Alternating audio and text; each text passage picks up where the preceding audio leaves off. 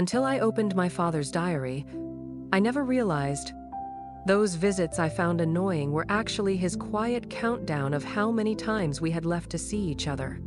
Not long ago, I kept thinking my father was possessed by something, showing up every few days with small gifts.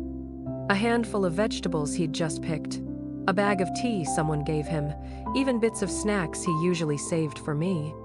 At first, watching him travel miles just to hand me these things touched me deeply. But over time, I grew impatient. His sudden visits always broke my train of thought, scattered my inspiration, and left me irritated. Then, a few days ago, he went on a trip to Europe with some friends. I felt a sudden sense of relief, only to realize shortly after that my heart felt strangely hollow. So I went to tidy up his room, and while sorting through a pile of clothes, I accidentally found a diary. Curiosity got the better of me, and I opened it.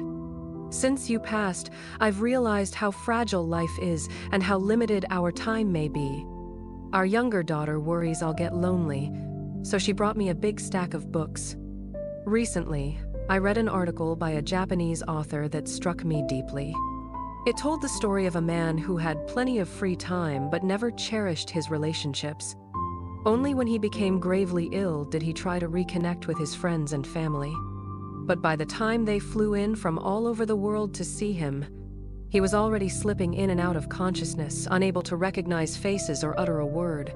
I know my own strength isn't what it used to be. Maybe my days in this world are numbered. My 2 sons have always lived close. I see them often. But my youngest daughter, she left home for school as a teenager, later divorced, and now lives alone with her child, several kilometers away. She's nearly 40, yet still proud, still reckless. Designers, after all, are always a bit immature. I can't help worrying about her. I did the math. If she visits once a week, that's 52 times a year. Even if I last another 5 years, that's only 260 more chances to see her. Since she can't always come to me, I'll go to her. A child is a child. If she loses her temper, I won't hold it against her. Who knows? Which visit might be the last? Asterisk, asterisk. By the time I reached this part, tears streamed down my face. As children, shouldn't we take the first step, open our arms, and walk toward the aging parents who still try with all their might to walk toward us?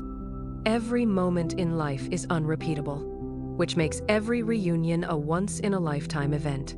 It reminds us to cherish every meeting and to give our whole heart to each encounter, because any one of them might be the last.